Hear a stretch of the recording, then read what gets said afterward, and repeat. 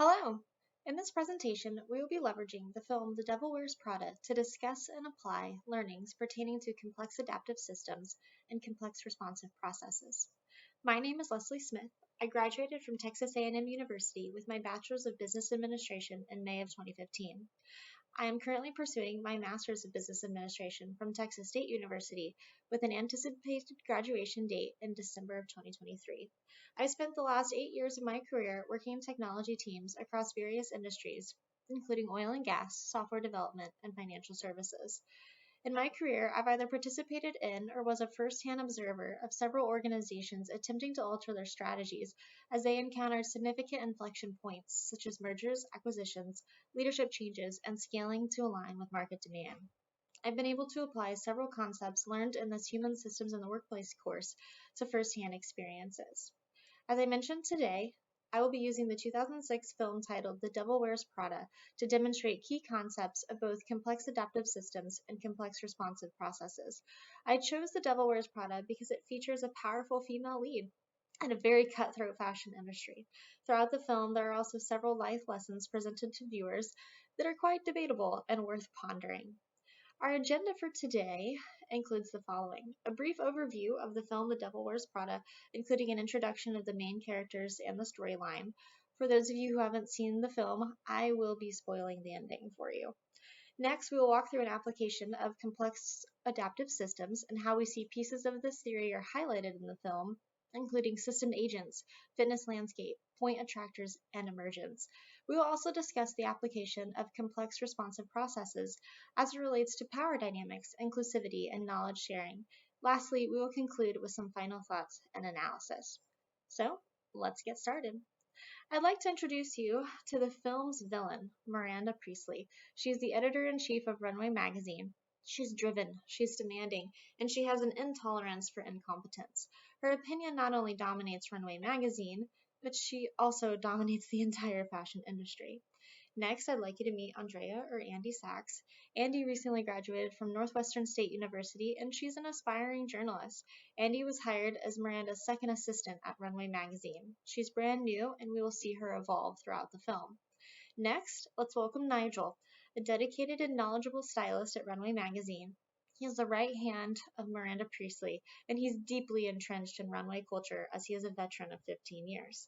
And lastly, meet Emily, first assistant of Miranda Priestley. Emily operates in a state of fear and anxiety. She's thirsty for a long-term career at Runway, and she's responsible for training Andy. Now that we've introduced the main characters, let's review the storyline. Andy Sachs, a young and impressionable aspiring journalist, is hired to be second assistant to Miranda Priestley, editor-in-chief of Runway Fashion magazine, one of the most iconic fashion magazines in the industry. Andy does not fit the mold of a traditional runway hire. She has no style or no interest in the fashion industry. According to nearly everyone at Runway magazine, Andy's job of second assistant is a job that more than 1 million girls would kill for. Andy's role is to fulfill an endless stream of nearly impossible requests from Miranda, and her indoctrination into runway culture is led by Emily, the first assistant to Miranda. Emily takes pride in her role, and she's aggressive towards Andy as she feels her performance is judged by Andy's performance as well. Throughout the film, Andy is found seeking advice from Nigel, the 15-year veteran of Runway. Nigel's advice takes the form of disguised norms that he embraces as a part of his own identity at Runway. As Andy learns to deal with the harsh demands of Miranda Priestley, her understanding of the fashion industry is transformed. And little by little, Andy finds herself evolving.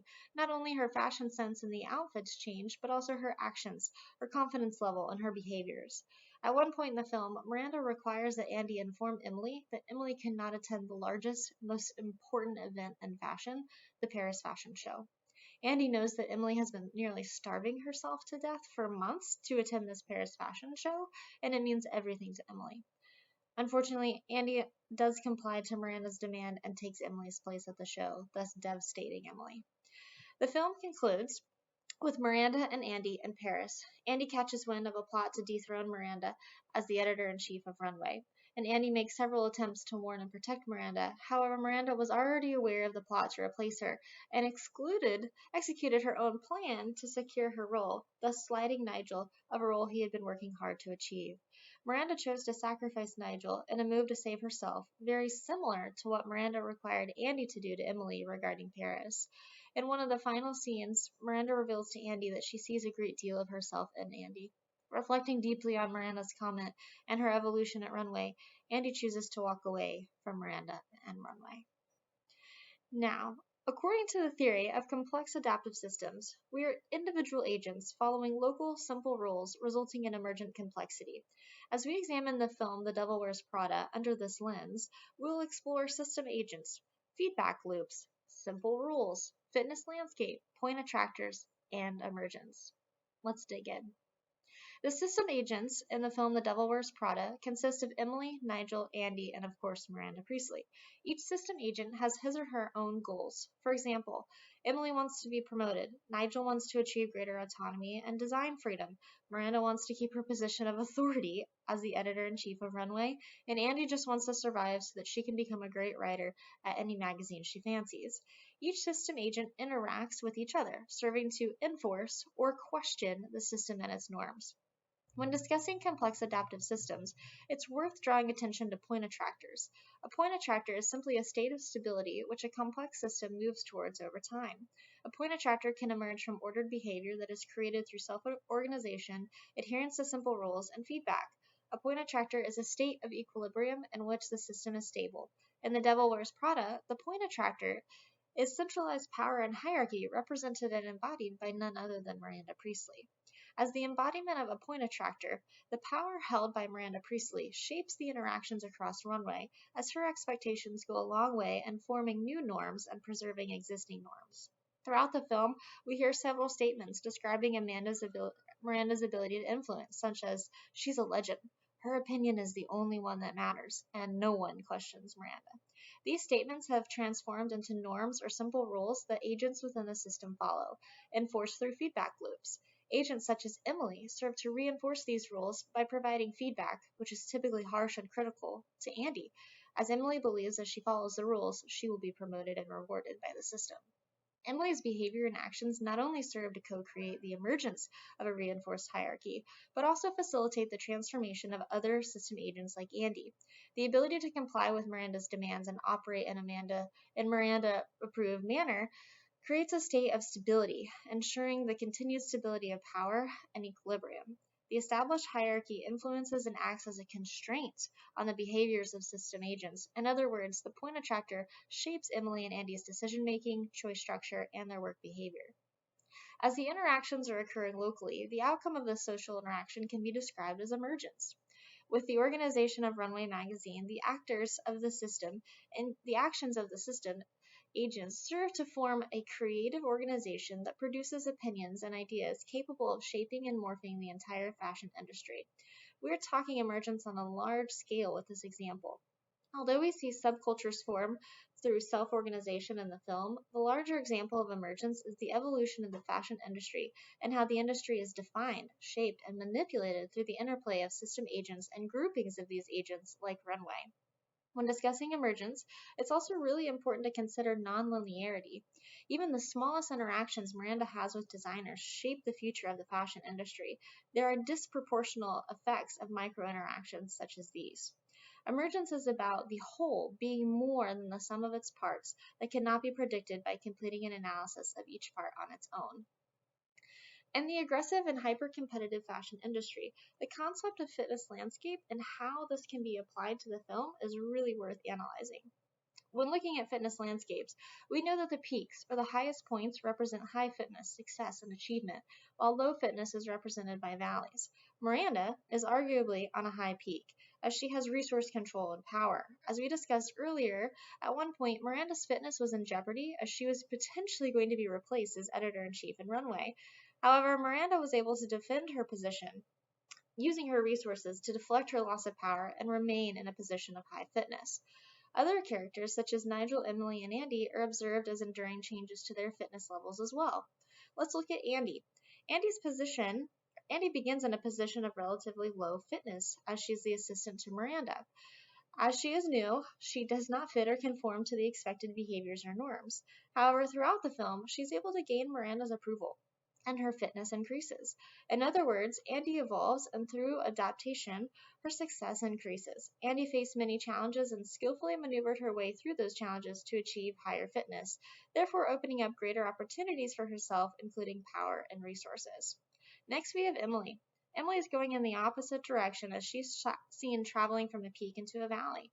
During the film, Emily is witnessed as getting a cold, which limits her performance at work. Miranda is annoyed with her and thus punishes her by taking away the prized Paris trip. Thus, we see Emily decline into a state of lower fitness. And lastly, reflecting on Nigel, his experience is much like Emily, as Miranda facilitates a rather ruthless move to undercut Nigel as he was planning his move into higher fitness. She shreds his plans to join a fellow designer in a new partnership by placing her own needs above Nigel's and intervening to his demise and her gain. Now let's take a look at how complex responsive processes apply to our film. The theory of complex responsive processes says that the whole is constantly under construction and is evolving over time, thus it is unknowable. With each interaction, the identity of the organization and the individuals is being constructed. We will examine the film The Devil Wears Prada viewed within this process, or this theory, and we'll look at power dynamics as they relate to inclusivity and exclusivity and the transmission of organizational knowledge. Runway, the organization that's featured within the film The Devil Wears Prada, demonstrates inclusivity and exclusivity. There is clearly an in and an out group. As editor-in-chief of Runway, Miranda has a wide span of influence over who is in the in group and who is not. Miranda signals to others in the inclusive group how those in the exclusive group should be treated. Whether someone is in the in group is determined almost single-handedly by Miranda. The theory of complex responsive processes tells us that no one person controls an organization explicitly because it is the individual interactions that influence the firm's direction. However, Miranda rules Runway with an iron fist. It is command and control. Members in the in group are so afraid of quickly falling into the out group that they comply with every demand Miranda issues. The organization operates in a state of fear and anxiety. The norms of Runway reflect this belief and serve as reinforcement to ensure compliance.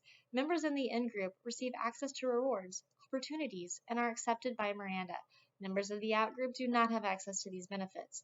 And the movement between in and out group is constantly in flux. One moment you are in, and the next moment you are out. Throughout the film, we observe Andy's journey as she transitions from out-group to in-group. Her transition is accompanied by better treatment, greater opportunity, but also more pressure to conform. In one scene, we observe Nigel yelling out, "All right, everyone, gird your loins." He yells this out as a warning to the office that Miranda is on her way inside and to prepare for her arrival.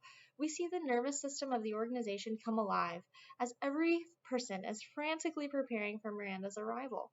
As Miranda enters the building, people intentionally divert their paths to avoid running into her and getting in her way. This is just an example of how the organization operates in a subconscious state or a mental model. No one questions, they just act. What is interesting in the film The Devil Wears Prada is we never see mass collective resistance against Miranda Priestley from the Runway organization. In every interaction observed between Miranda and another person, the power dynamics are always in Miranda's favor. Throughout the film, there is little observation of shadow themes, which are discussions that are in opposition to the widely accepted norms, standards, and policies. Andy begins her role in Runway as an outsider. From this position, she questions Miranda's power and the current norms. However, as Andy moves closer towards the inner circle, she learns that to be in the inner circle, one must not question. Her questions fade as her power increases. When Andy pauses and engages in internal reflection of her experience with Miranda, she ultimately decides to walk away, realizing that her identity has greatly shifted from the person she knew herself to be. To conclude our discussion on complex responsive processes, we will turn to how knowledge is transmitted in the Runway organization. Like most organizations, the rules of engagement are not written down, but rather passed from one person to another, verbally or through observation. Andy, the new assistant to Miranda, receives on-the-job training from Emily. This training is sporadic, and there is no room for failure. We observe storytelling as well as an example or method at how knowledge is shared. For example, Emily tells Andy that under no circumstances should she leave her desk. She provides a story about how the last assistant sliced her hand open with a letter opener and still remained at her desk. These stories provide visuals, and they're more compelling and efficient than the statement, "Do not leave your desk." To conclude the presentation, I'd like to spend some time reviewing identity formation. A key takeaway is the importance between alignment of personal values and organizational norms and values as it relates to how identity is formed. When our personal values and the values of the organization we work for conflict, the formation of identity is pulled in two different directions. It can feel like arm wrestling with your current self and the identity that is being shaped by your interactions as an agent within the social object.